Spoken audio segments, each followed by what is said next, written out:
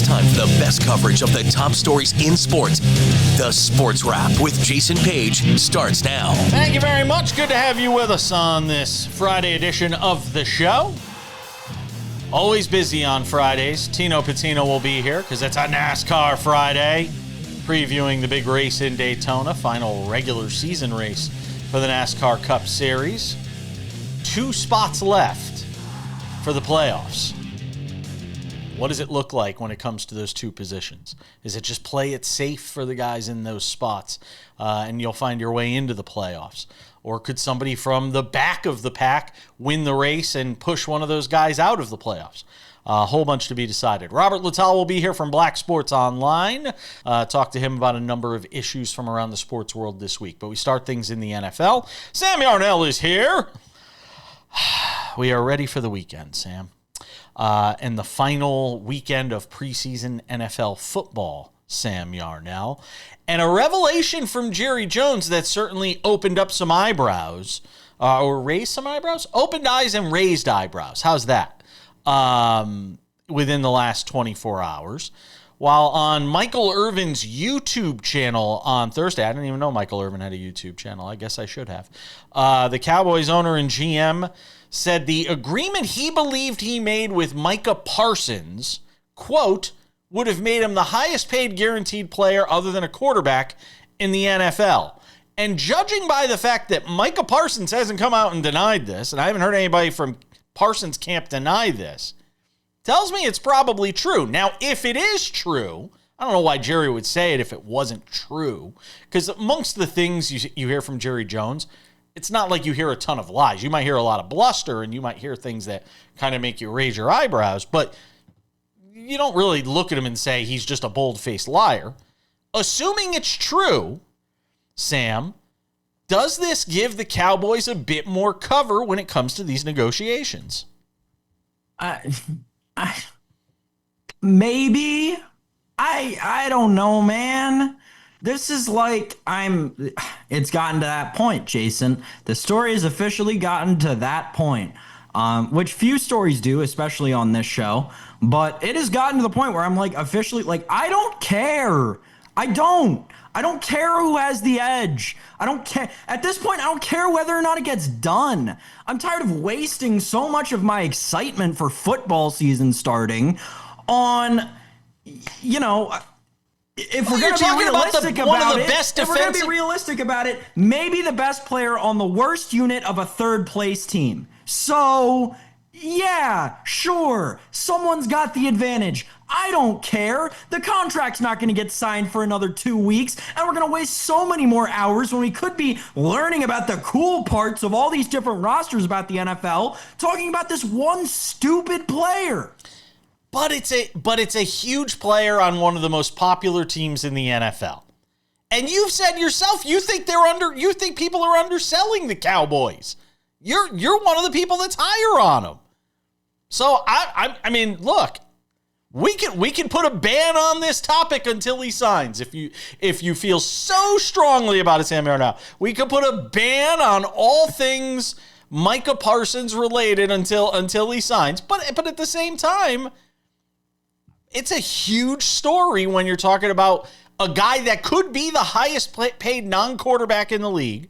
Now, I get it. That list updates, it feels like weekly. Because I get it.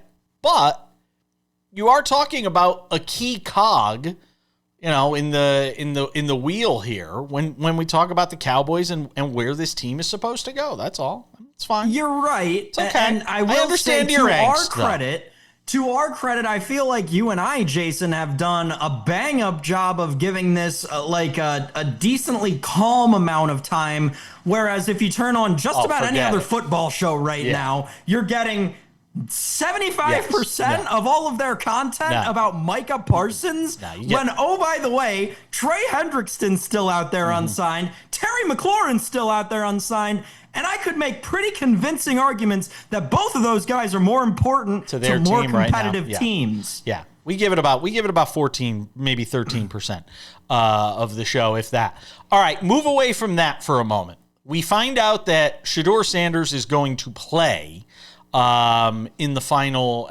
He might start the final preseason game for the Cleveland Browns. And I was left asking the question, is it the last time we see him before he gets cut? And I think there's a wide range of possibilities here, which makes the Shedeur Sanders situation fascinating. He could make the team and be starting by week 6, or he could be looking for a team to play for in a week, Sam. Yeah, as weird as this is to come out of my mouth, I think I'm straying further and further away from the idea of the Browns cutting Shedeur Sanders. To me, the writing on the wall happened about, maybe it was a week ago at this point. Maybe it was going into last week's preseason game. But there was talk of all these quarterbacks being hurt. And hey, what if we just threw a couple of them on IR? It seems to me like that is the prevailing sense in Cleveland is we're not going to let these guys touch the waiver wire and risk putting them to the practice squad. We're not going to worry about them until week 6, 7, 8, or whenever you can come off of IR. I think it's week 7 or 8. Let's just throw either Shedeur Sanders or Dillon Gabriel right on IR. The other one can safely move right to the quarterback room and be our emergency third string. And then we'll be good to go. And then if we find a suitor for Kenny Pickett or whatever the case may be, something happens to Joe Flacco, it's all right there in front of you. That's where I'm personally at. If I were the Cleveland Browns, that's what I'd do tomorrow. There is a better question that I think than all of these, and it is this. Would he be better off for his career? Would he be better off being released? And I think the answer is yes. I think he'd actually be better off being released. Because then there are any number of situations and possibilities that open themselves up, where he could go wind up being a backup somewhere, a meaningful backup. Hell, if I were the Detroit Lions looking at their backup quarterback situation, I'd go sign Shedeur Sanders. I mean, seriously, there are so many possibilities out there for a guy like Shedeur Sanders. If I were the Rams, and you've got Matt Stafford, with his back situation, and Jimmy Garoppolo's your backup. Jason, he is in the 32nd best place to be a young quarterback in the NFL right now. Look at the track record. There's no place worse to be a young quarterback than Cleveland, Ohio in the NFL. Baker Mayfield. I think we just lost an affiliate in Cleveland somewhere. We're just telling it like it is, folks. I mean, if you're in Cleveland, you know the truth. Look within yourself. We're coming back. More NFL next.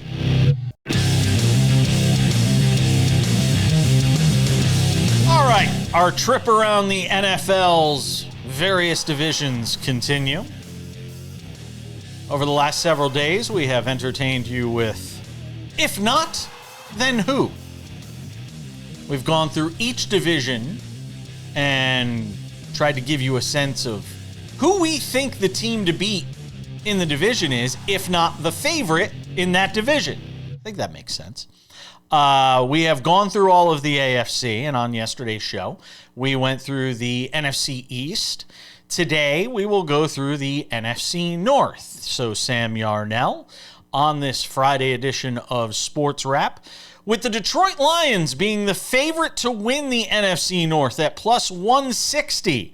I ask you, with the Packers at plus 240, the Vikings at plus 290, and the Bears at plus 550, by far and away the most competitive of all the divisions. Actually, it's not. There is one that's more competitive that we'll get to next week, at least as of right now in the odds. But I ask you, if not the Detroit Lions at plus 160, Sam Yarnell, then who? The Chicago Bears. Wow. This is the same exercise that I could have done yesterday or the day before, whenever it was, when you can make a clear and obvious argument for any team in this division. But here's why I'm going to go with the Chicago Bears. Obviously, I like Ben Johnson quite a bit. I think I established that pretty well on the show last year. I think that he can do a lot with Caleb Williams. Caleb Williams, again, I think is the biggest variable in terms of all the quarterbacks in the NFL heading into this season. We could be going into week 8 talking about this guy. Is he really scraping to be a top 7, top 6 quarterback in the NFL? Or we could be going into that same week saying, listen, are they going to extend this guy beyond the first contract? I mean, what are we doing here? Was this just a waste of a first overall pick in Chicago? I think that, to me, the Bears present the best opportunity because they've shown as a franchise, at least in the very short term, definitely not over the long term, but very much so over the short term, that they're willing to invest in this football team, especially right now. So I'm going to take that investment and I'm going to put it on a plus 550 to win a division that the defending champion just lost both coordinators, right? The team that came in second place last year has a different starting quarterback this year. And the other team in front of the Bears has a quarterback who just had surgery and seemingly can't stay healthy for an entire season, no matter what happens to him. So yeah, give me the Chicago Bears, Jason. I don't think it's a bad pick because here's the thing. We know what the Lions are, and obviously they should be the favorite to win that division. I am not putting any of my hard-earned money on the Minnesota Vikings on a quarterback that I've seen play one full preseason game and hasn't played a meaningful game in 3 years. Like, I can't. I cannot put my hard-earned money. I can't. As little of it as I have these days, I cannot take that money and in good conscience put it on the Minnesota Vikings. I think we know what the ceiling of the Packers is. And I think we've kind of seen it.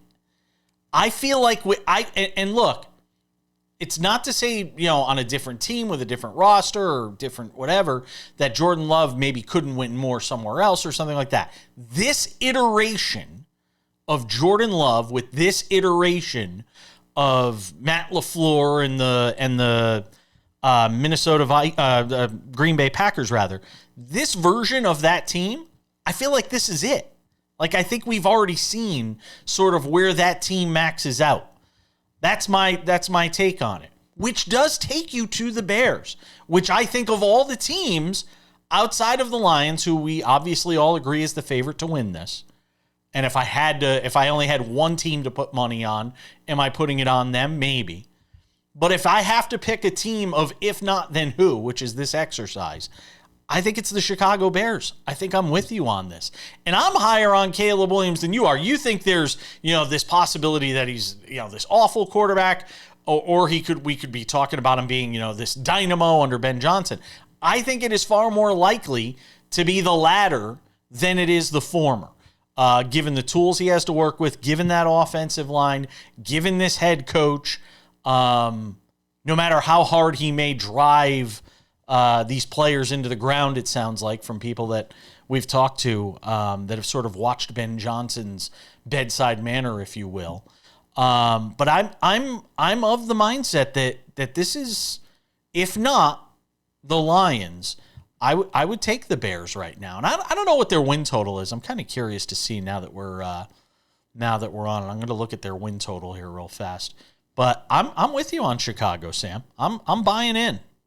They were the only team in this division that was below 500 on the road last year, and they went 1-7 on the road. Isn't that amazing? To me, that is where this will kind of change, and I think Ben Johnson is a guy who can bring that kind of fortitude to a team together to go on the road and go into tough environments in the NFC North and win games away from home. Give you one little hint. To win 8+ games, they're minus 130.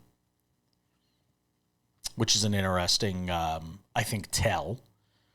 To win 10+ games, the Bears are, where's my Bears number? Do they not have a number for them at 10+, really? Oh, here it is. Plus 210. And those aren't huge. I mean, that's not a huge number. That's not a huge number for that Bears team. No, but remember, the winner of this division needed to win 15 games last year. Like, as much as we will sit here and talk about how they have everything in front of them more than any other team in this division, this is arguably the best division in football. Actually, it might not be arguable. This might be hands down the best division in football, Jason. So, yeah, we could futz around with 8.5 is the number. 8.5 is basically the number in Vegas, though.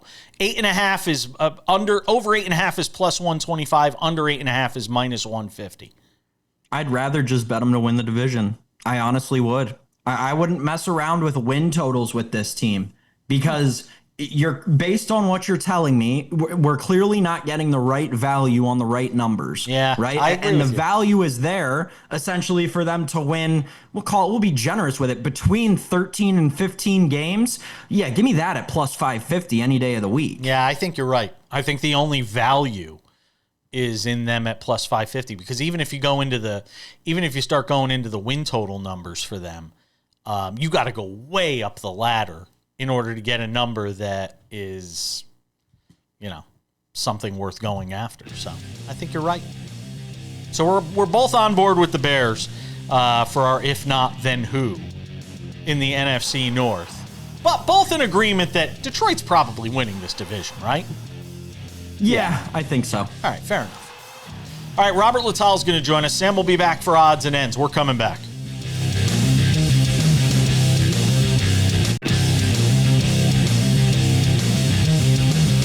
This Friday edition of the show continues, and if it's a Friday, it can only mean one of two things. Either Tino Pattigno is here to talk NASCAR, which he will be later, or Robert Littal is here, founder of Black Sports Online.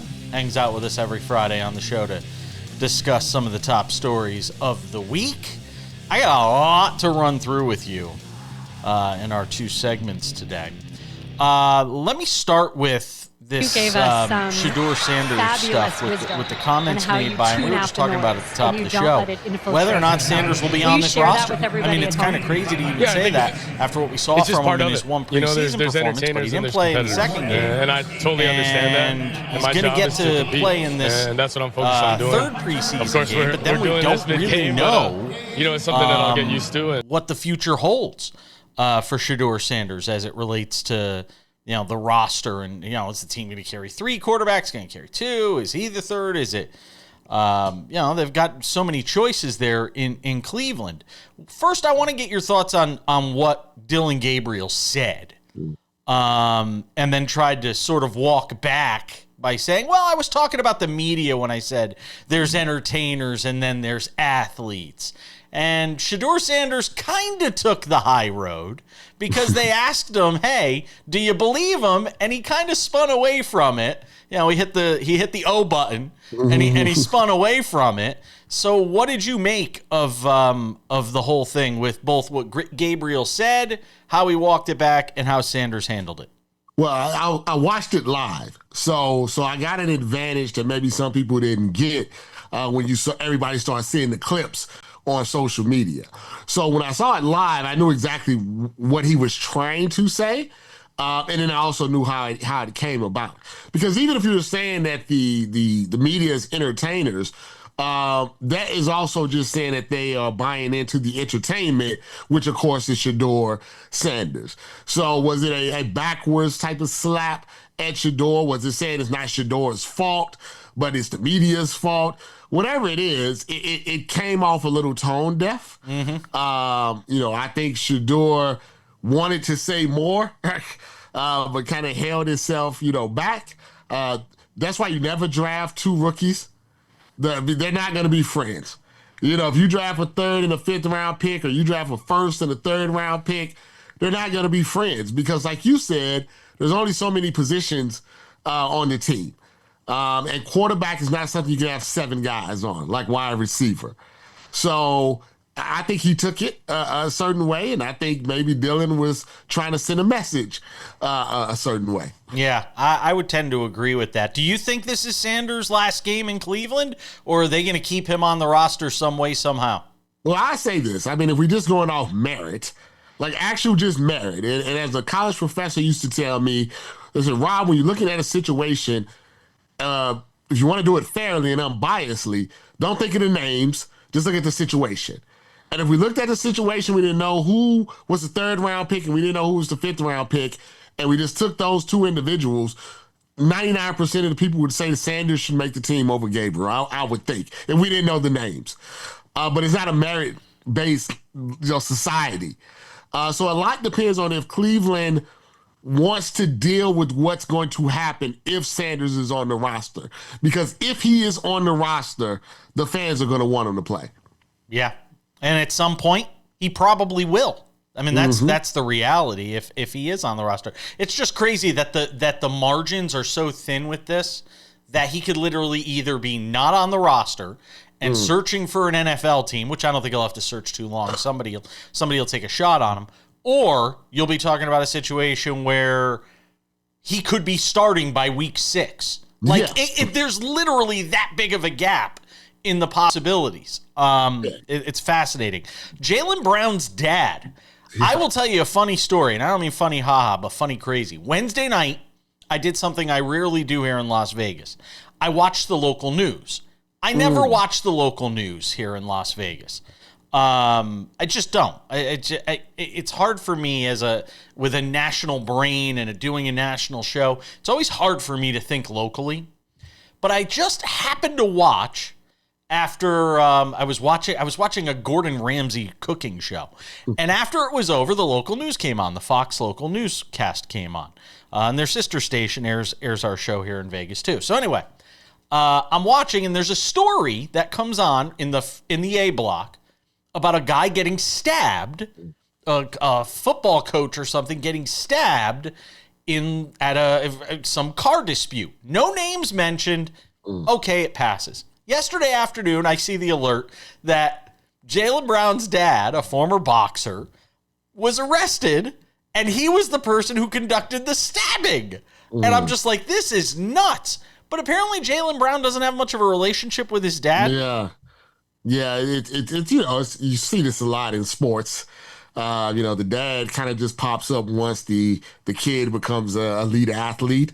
But the original part of their life, the kid part of their life, wasn't too much, and they're trying to quote unquote repair the relationship. It kind of has to suck if you're a famous person and any of your siblings, cousins, father, mother, if they get in trouble, their name is not the front part of the headline. Yeah. Because if that's not Jaylen Brown's dad, you're the only one that knows about that story, or the people locally in Vegas. It's not a national, type of story. Maybe a little bit, but not in particular. But now it's Jaylen Brown's dad, Jaylen Brown's dad, Jaylen Brown's dad. And that kind of sucks. Now, I did look a little bit on it. I know he's claiming, self-defense, but now that's something Jaylen Brown is going to have to deal with something that had, nothing to do with him. And Patrick Mahomes has had to deal with this stuff. Absolutely. With his dad.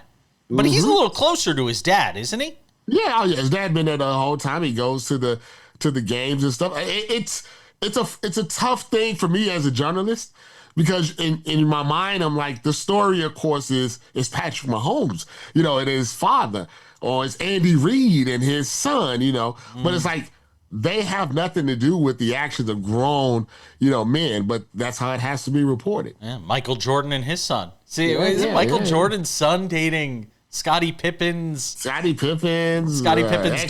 or ex-wife or something? Yeah, that's it.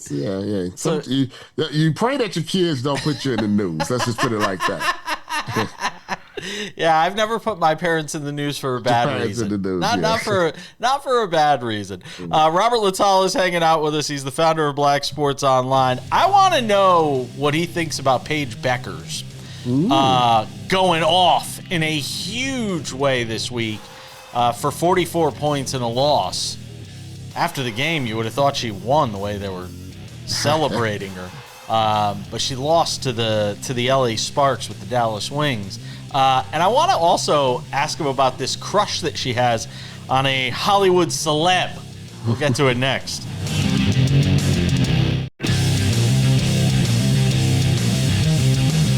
All right, another segment with Robert Littal, the founder of Black Sports Online, hangs out with us every Friday here on SportsWrap.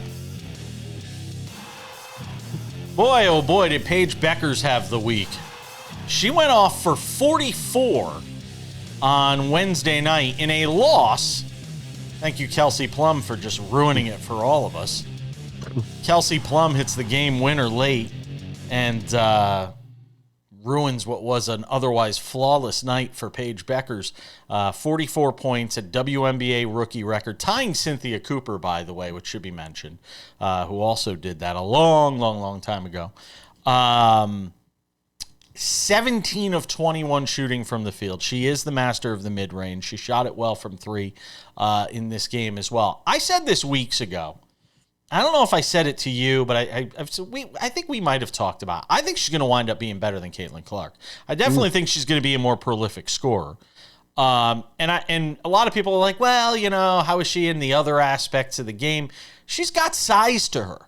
And the difference between, and we see the way Caitlin Clark is sort of broken down this year, and we don't know if it's because maybe she worked out too much in the offseason. I suspect there is something to be said for the amount of weightlifting and the way maybe Caitlin Clark worked out in this offseason, that she has been so stricken by the injury bug this year.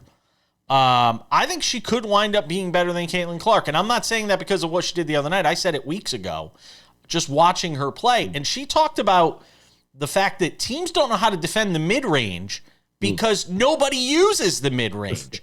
And I know analytics geeks will sit there and say, mid-range jumpers are useless and three-pointers are where it's at. But, man, when she shoots it the way she does, it's pretty damn useful.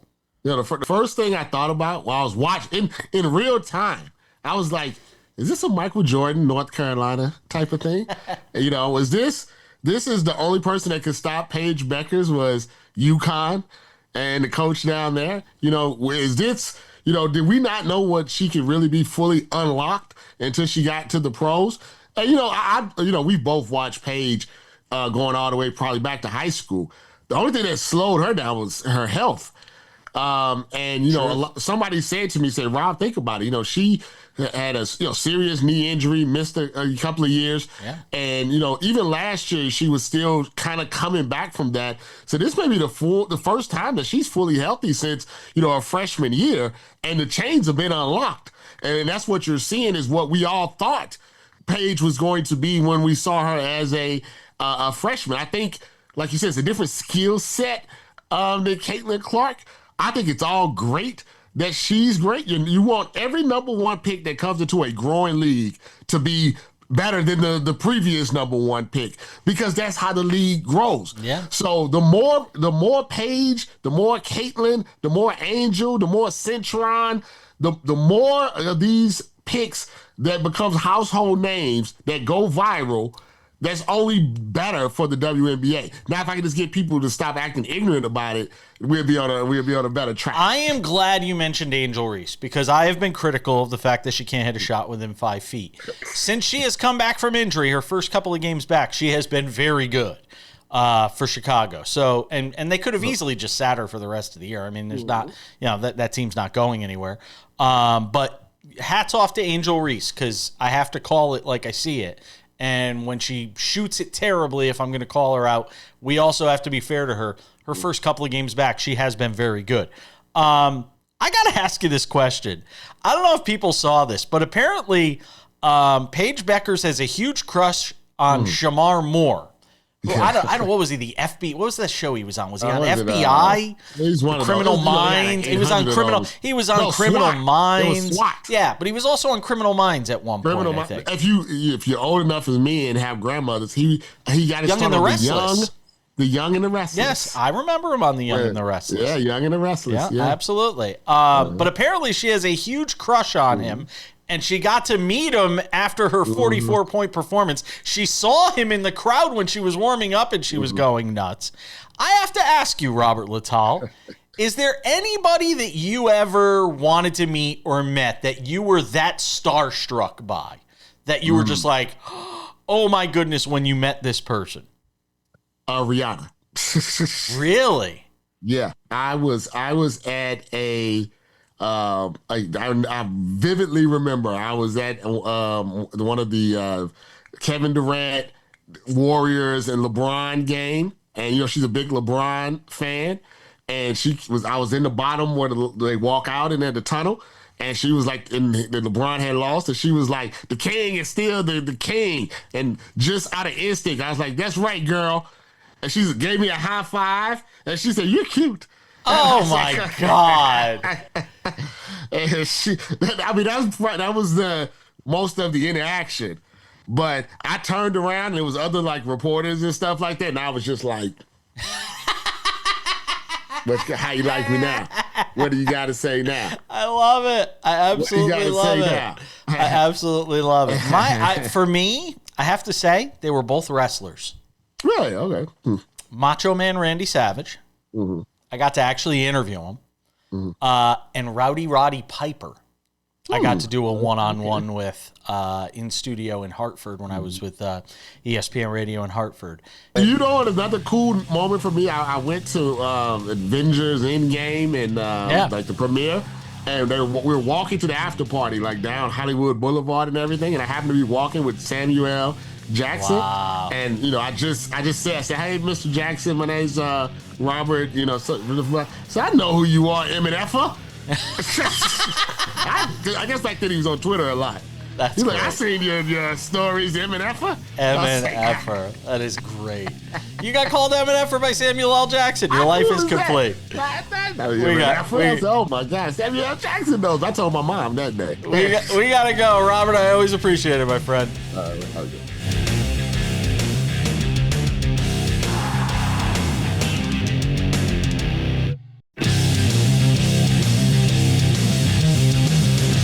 We wrap it up with odds and ends 10 minutes from now. But if it's a Friday on SportsWrap, we say it every week. It's a NASCAR Friday, and Tino Pattigno is here, previewing NASCAR's regular season finale in Daytona. Been a busy week for us with NASCAR. We had Austin Dillon on Monday, hung out with us and talked about his conquest in Richmond. I got to ask you, because your reaction in your social media video, I think, spoke for all of us in the level of surprise for Austin Dillon to come out the winner in this event. Was it a missed number by the books, or, you know, was this as big a surprise as the books made it look like?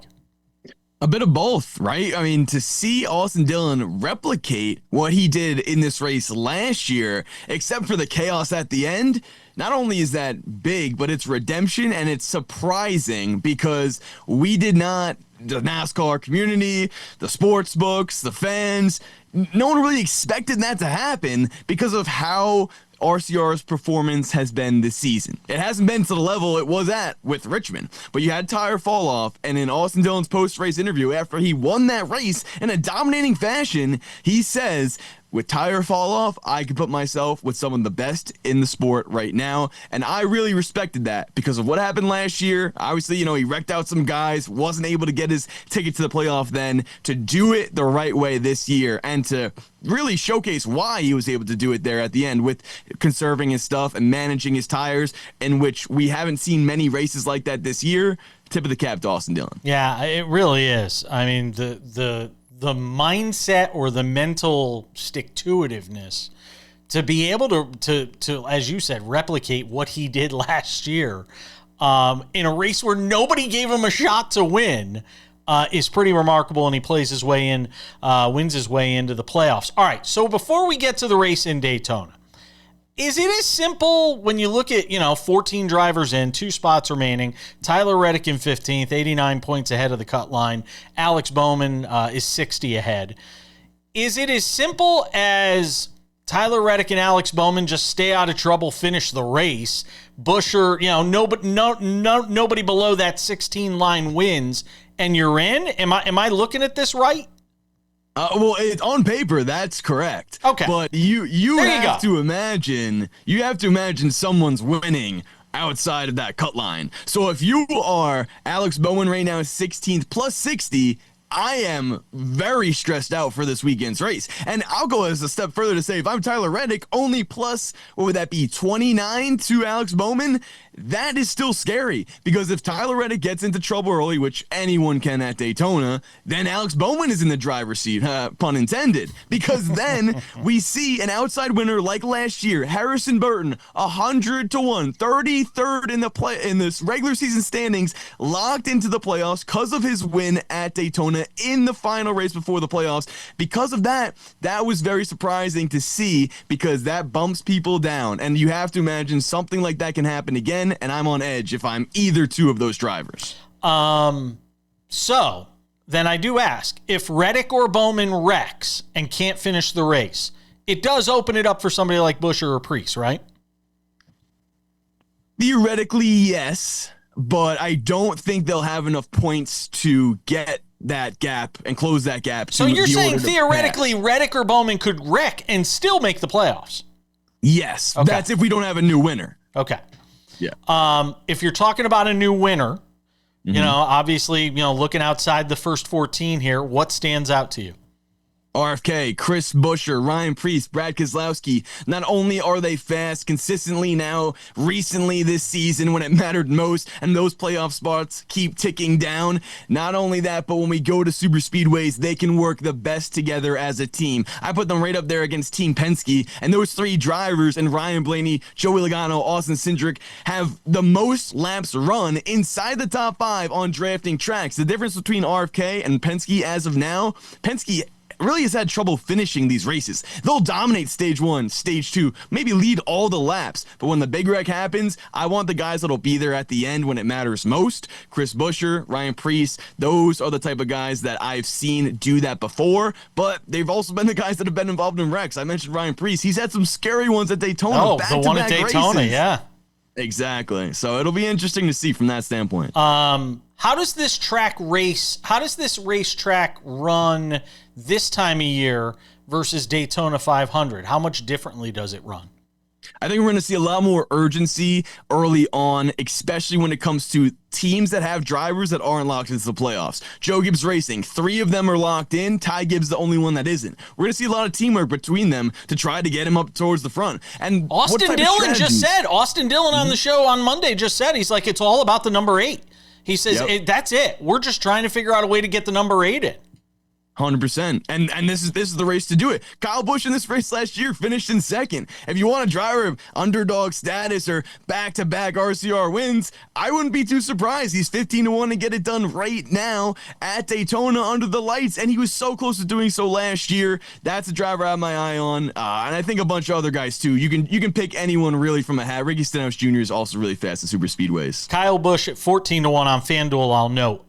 Before I let you go, give me a driver with your heart and a driver with your head. Perfect. Well, my heart play would be Eric Jones. He was 50-1. Wow. To open up the week. He's a guy that I've looked forward to watching super speedway races. He's just always sort of been in the mix. And with the head, oh man, that's a tough one. I'm going to go with Ryan Blaney. He's wrecked out a few of these, but he's the best driver when it comes to super speedways. And then we're in the playoffs. Oh, yeah. I can't wait. I know. It's hard to believe this NASCAR season, as long as it is, it feels like it has literally flown by. And Tino Pattigno has been with us every step of the way. Catch him on SiriusXM NASCAR Radio on the weekend, also on Tubi with his picks there. Always appreciate you, my friend. Enjoy the race this weekend.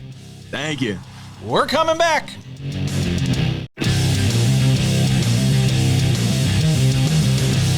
All right, just about time to wrap it up for this week on Sports Wrap. A couple of reminders before we go. Sports Wrap Weekends.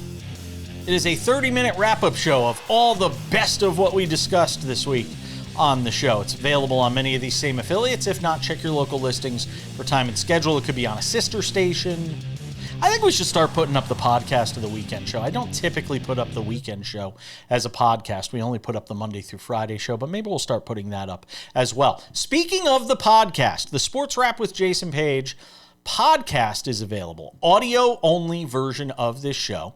Available on all your favorite podcasting platforms. You can listen to us on the ride to work while you're in the shower, planes, trains, automobiles, on the treadmill, wherever you might want to listen to the show. Commercial-free Monday through Friday. Again, maybe we'll start putting up the weekend edition of that as well for you. And again, all your favorite podcasting platforms, Spotify, Apple Podcasts, YouTube Podcasts, iHeartRadio, TuneIn, Odyssey, Amazon, you name it. We are on all of them and more. In addition to being on over 300 affiliates by the time we get to September 1st around the U.S. and Canada.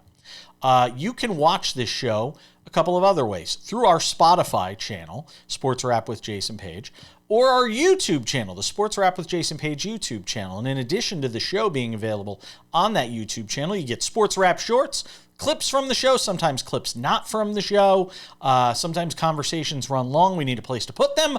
the Sports Wrap with Jason Page YouTube channel is the place to go for all of that. And again, you can watch the show there commercial-free, Monday through Friday, available each and every afternoon. And without any further delay, ladies and gentlemen, on this Friday, time for some odds and ends. Odds and ends, Sam Yarnell. I gotta say it. You have always cautioned us when it comes to these stories involving sports betting and athletes and controversy. And while some have gone off the rails for some of these athletes, and there have been some that have gotten caught up in sports betting to a detriment and to an illegal manner, here is one where a guy has thoroughly been trashed in the press and now finds himself trying to rehab his reputation because there was an investigation into illegal sports betting or suspicious lines or things that happened. And it's Malik Beasley, who's now running around going, all right, somebody sign me, please, because I just lost out on like a $45 million contract extension from the Pistons because I was being investigated by, federal authorities. And now he's looking for a home, Sam. Yeah, this is the dark side of... We're going to hyper-focus on these athletes gambling, and oh my gosh, all these millionaire athletes want to do is gamble on themselves and make more money. Wow, what a real big problem we're having. This is the other side of it. You've now ruined this man's career. Shams Charania reported at the outset of this investigation that Beasley was nearing completion in talks to extend his contract for 4 years and $48 million. So this is, and now obviously because of, as Jason mentioned, the media circus around it, everybody dove into Malik Beasley's financials and understands that maybe Malik Beasley isn't the best money manager on earth, as we all aren't at times. So people got way too into the weeds about his business, and now everybody knows that he needs money. So now NBA and federal government, working in conjunction here, probably with the legal sports books, you have successfully managed to take a very successful NBA basketball player. They tar and feathered him. And ruined, no, not just that. They ruined his career. They took money out of his pocket. Well, he may still get a deal. It sounds like there's 3 or 4 teams that are still talking to him. Let's not act like this is the end for him. It is not. If he doesn't sign a 4-year, $48 million extension and signs for anything less than that, it, I think, should be looked at as the league and the federal government taking money out of his pocket. Yeah, because they had the power to initiate this investigation at their own leisure, and they did, 2 days before free agency started? Absolutely ridiculous. Adam Silver, you've done it again. You're really trying to get up there with Rob Manfred as the worst commissioner in sports. It's absolutely ridiculous how horribly Malik Beasley has been treated. If I'm the NBA PA at this point, I am taking every avenue possible to file every grievance against the NBA until the cows come home. And I think they would be in their right to obviously do that. Sam, before I let you go, I got to get your thoughts on 2 things. Look into your crystal ball and tell me where you think we are when we resume this show on Monday. The Tour Championship on the PGA Tour, the FedEx Cup. Who is your winner when we come back on Monday? Come on, Jason, that's easy. You know who it is. It's Scotty Scheffler. There it is. All right, Scotty Scheffler is your pick. Russell Henley was leading after the opening round. We'll see where things are on Monday. U.S. or international? I think all more than likely it'll be Chinese Taipei in that championship game, either against Connecticut or Nevada. Whoa! I'm going international. I don't know who's beating Taipei Aruba game, I'm going to be locked in for. Yeah. Both of those teams are really fun to watch, and I'm going with the international just because international teams are generally better than American teams. Sorry. Chinese Taipei in that championship game has set it up, I think, so that they'll have that flamethrower out there. Oh, the kid who throws 82? Yeah. Good luck with that. Connecticut's been a great story, but... And I'm rooting for him. It's my home state. Yeah, I know. We got to go. Thanks, Robert Littal, Tino Pattigno, Sam Yarnell. We'll see you all on Monday.